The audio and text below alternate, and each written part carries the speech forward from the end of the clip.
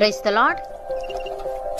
ఈరోజు దేవుని వాగ్దానము, నీవు ఆయనకు ప్రార్థన చేయగా ఆయన నీ మనవిని ఆలకించును. నీ మ్రొక్కుబళ్ళు నీవు చెల్లించెదవు. యోబు గ్రంథము 22వ అధ్యాయము 27వ వచనము. సహోదరి సహోదరులారా, ఈ వాక్యం యోబు స్నేహితులలో ఒకరైన ఎలిఫజు యోబుకు ఇచ్చిన సలహాలో భాగం. ఈ వచనాన్ని 3 భాగాలుగా చూడవచ్చు. 1, నీవు ఆయనకు ప్రార్థన చేయగా అని అన్నాడు. ఇది ప్రార్థన యొక్క శక్తి మరియు షరతు గురించి మాట్లాడుతుంది. ఇది ఒక పని యొక్క ఆరంభాన్ని మరియు ఆ పని యొక్క ఉద్దేశాన్ని సూచిస్తుంది. అంటే ఒక వ్యక్తి తన హృదయాన్ని, మనస్సును దేవుని వైపుకు తిప్పి ఆయనతో మాట్లాడడం. ఇది కేవలం మాటలు చెప్పడం కాదు, వినవించుకోవడం, వేడుకోవడం, మొరపెట్టుకోవడం, స్తుతించడం మరియు కృతజ్ఞత చెప్పడం వంటి అనేక రూపాలుగా ఉంటుంది. ఇక్కడ ఆయనకు అనేది బైబిల్ సందర్భంలో సృష్టికర్త అయిన దేవుని సూచిస్తుంది. ప్రార్థన ఎల్లప్పుడూ నిజమైన జీవం గల దేవునికే చేయాలి. అలా చేసినప్పుడు ఆయన మన మనవి ఆలకిస్తాడని చెప్పాడు. ఇది దేవుని ప్రతిస్పందన మరియు ఆయన దయను గురించి తెలియజేస్తుంది. ఇక్కడ మనవి అంటే ఒక వ్యక్తి ప్రార్థనలో దేవునికి సమర్పించే కోరిక, విజ్ఞప్తి, అభ్యర్థన లేదా మొర. ఇందులో పశ్చాత్తాపం, సహాయం కోసం అడగడం లేదా ఏదైనా సమస్య నుండి విముక్తి కోసం అడగడం అన్నీ ఉంటాయి. దేవుడు సర్వవ్యాపి కాబట్టి ఆయన అన్నిటినీ వింటాడు. ఇక్కడ ఆలకించుట అనేది అంగీకరించుట మరియు సహాయం చేయుటకు సిద్ధపడుట అనే కోణంలో చెప్పబడింది. అనగా యథార్థమైన హృదయంతో చేసిన ప్రార్థన నిష్ఫలం కాదు. దేవుడు దానిని లక్ష్యపెట్టి తగిన సమయంలో జవాబిస్తాడు. అలాగే నీ మ్రొక్కుబళ్ళు నీవు చెల్లించెదవు అంటే ఇది దేవుని ఎదుట విశ్వాసానికి మరియు కృతజ్ఞతకు ఉన్న ప్రాముఖ్యతను నొక్కి చెప్తుంది. అనగా ఒక వ్యక్తి తన ప్రార్థనకు జవాబు లభిస్తే లేదా ఏదైనా కష్టం నుండి విడుదల పొందితే అందుకు ప్రతిగా దేవునికి ఏదైనా చేస్తానని లేదా ఇస్తానని చేసే స్వచ్ఛంద వాగ్దానం లేదా తీర్మానం. దేవుడు మనకు మేలు చేసినందుకు మనము దేవునికి చేసిన వాగ్దానాన్ని నమ్మకంగా నెరవేరుస్తామని దీని అర్థం. భక్తుడు ఈ విధంగా అంటున్నాడు, దేవుని యందు భయభక్తులు గలవారలారా, మీరందరూ వచ్చి ఆలకించుడి. ఆయన నా కొరకు చేసిన కార్యములను నేను వినిపించెదను. ఆయనకు నేను మొరపెట్టి తిని అప్పుడే నా నోట శ్రేష్టమైన కీర్తన ఉండెను. నా హృదయంలో నేను పాపమును లక్ష్యము చేసిన ఎడల ప్రభు నా మనవి వినకపోవును. నిశ్చయముగా దేవుడు నా మనవి అంగీకరించి ఉన్నాడు. ఆయన నా విజ్ఞాపన ఆలకించి ఉన్నాడు. దేవుడు నా ప్రార్థనను త్రోసివేయలేదు, నా యొద్ద నుండి తన కృపను తొలగింపలేదు. ఆయన సన్నుతింపబడునుగాక అని. ప్రియులారా, మీరు పూర్వమందు చీకటి అయి ఉంటిరి, ఇప్పుడైతే ప్రభునందు వెలుగై ఉన్నారు.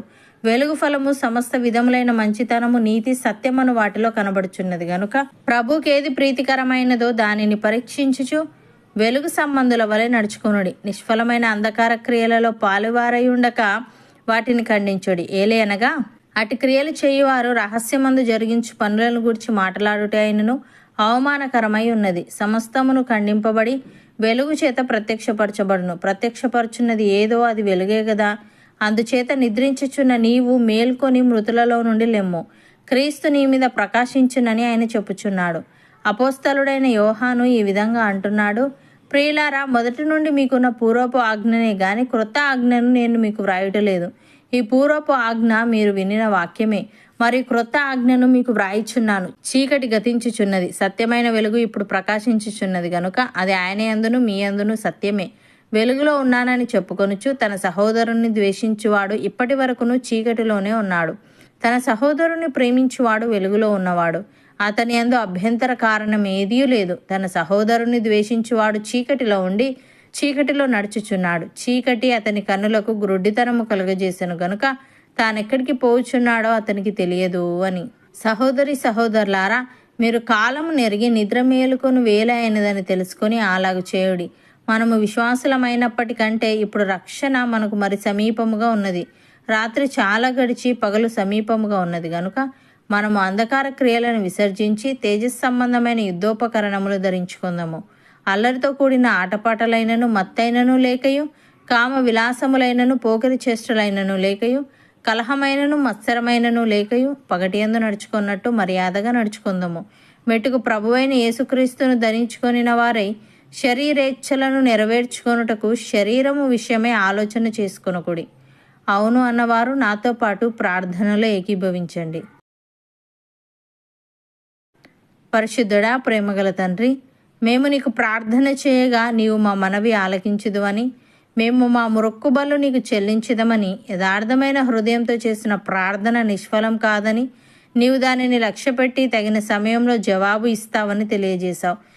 నీకు స్తుతులు. దేవా, మేము మా హృదయంలో పాపమును లక్ష్యము చేసిన యెడల నీవు మా మనవి వినకపోవుదువు గనుక మేము పాపమును లక్ష్యపెట్టక నీకేది ప్రీతికరమైనదో దానిని పరీక్షించుచు వెలుగు సంబంధుల వల్ల నడుచుకునే వారంగా ఉండుటకు సహాయము దయచేయమని, మేము విశ్వాసులమైనప్పటికంటే ఇప్పుడు రక్షణ మాకు మరీ సమీపముగా ఉన్నది గనుక, రాత్రి చాలా గడిచి పగలు సమీపముగా ఉన్నది గనుక మేము అంధకార క్రియలను విసర్జించి తేజస్ సంబంధమైన యుద్ధోపకరణములు ధరించుకొనుటకు కృపచూపమని, అలాగే మేము శరీరేచ్ఛలను నెరవేర్చుకొనుటకు శరీర విషయమై ఆలోచన చేసుకొనక పగటి యందు నడుచుకున్నట్టు మర్యాదగా నడుచుకునే ఆత్మీయత మాలో ప్రతి ఒక్కరికి నీవే అనుగ్రహించమని యేసుక్రీస్తు నామమున ప్రార్థిస్తున్నాము తండ్రి. ఆమెన్.